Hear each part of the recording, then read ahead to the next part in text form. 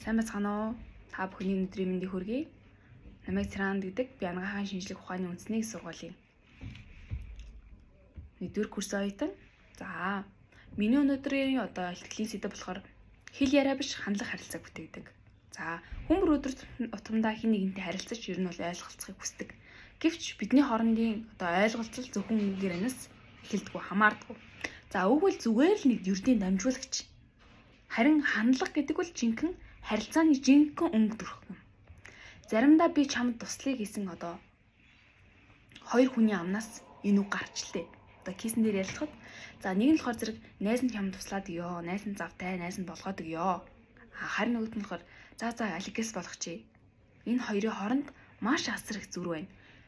Би чамд туслая гэдэг үгийг хоёр хүн хоёлаа хэлж байгаач гэсэн нэгэнд нь болохоор зэрэг маш нааштайгаар хүлээж авч байгаа, нөгөө нь болоод ирэхээр зэрэг төвөгшөөч ч юм уу тэгж хүлээж авч байна. Энэ хоёрын хооронд асар их зөрүү байгаа гэдэг нь өнөөдрийн миний илтгэлийн гол мөн чанд юм аа. За учир нь үүнийг хэрхэн ямар хандлагаар хэлж байна гэдэг вэ гэдэг бол хамгийн чухал зүйл. Харин бид үгээрээ бус сэтгэлээрээ харилцаж хандлагаараа ойлголцдог би энтэйгээ. За тэгвэл өнөөдрийн яг гол сэдэв буюу харилцаа гэдэг нь зөвхөн ярих биш юм аа. Харин өмнө сонсох, ойлгох, мэдрэх, хүндэтгэх гэсэн маш олон элементүүд багтдаг. Харин хэлсэн үгээс илүү биеийн хилэмж, өнгө аяс, харц, инээмсэглэл зэрэг нь болохоор зэрэг сэтгэлд илүү гүн хүрдэг. Өнөөдөр нэг танихгүй хүнтэй мэндэлсэн ч тэр хүн над руу маш гоё инээж ивэл дараа нөгөө хүн тэгээд харахад сарнаа над руу маш гоё инээсэн штэ. Цаа чи маш гоё шүдтэй харагдажсэн, маш үзэсгэлэнтэй харагдажсэн гэдэг нь хүртэл миний тархинд сууж өгсөн байна. За тэгвэл судалгаагаар харилцаанд үгний нөлөө ердөө 7% байдаг юм байна. Харин нөгөө үлдсэн 93% нь юу вэ гэхээр бидний биеийн хэл, хандлага, өнгө аяс гэдэг зүйлд ордог. За тэгвэл тиймээс харилцаагаа сайжруулах гэвэл эхлээд өөрийгөө хандлагыг засах хэрэгтэй. Би хүнтэй муухай харьцаатай байна. Бид хоёрын харилцаа болохгүй байна. Тэгвэл би юу болохгүй байна?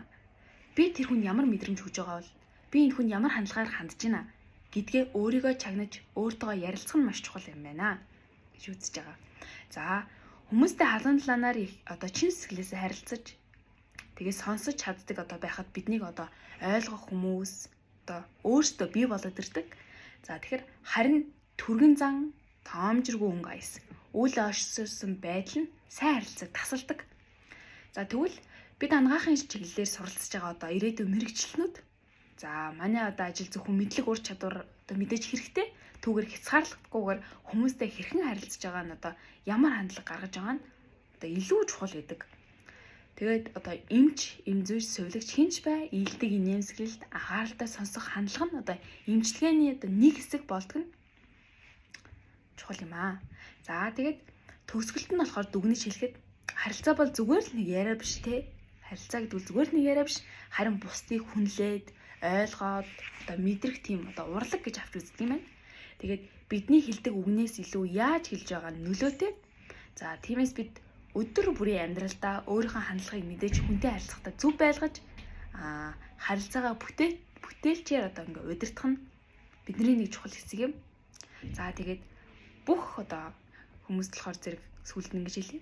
Харилцаанаас харилцаа би энэ тэгээ соёлтой гоё харилцаарай. Үеийн залуус, үеийн бүх хүмүүс би нэгэ хүнлээсэ гэж чин сэтгэлээсээ хүсэж байна. Хэл яриа биш хандлага харилцааг бүтээдэг. Анхаарал тавьсанд баярлалаа.